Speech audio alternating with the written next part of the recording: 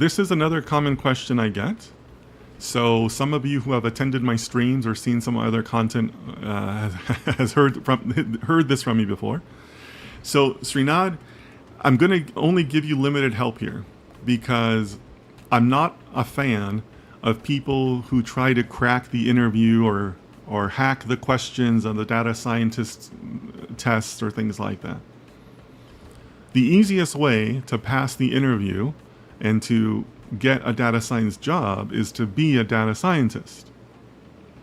Your goal should be to learn data science, not just land a job, right?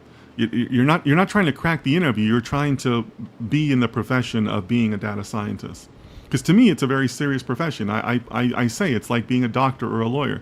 It takes academic study. It takes on-the-job training. You're going to have to learn from your superiors, from your mentors. You know, that's kind of the reason why I do this content, because I've had a long career.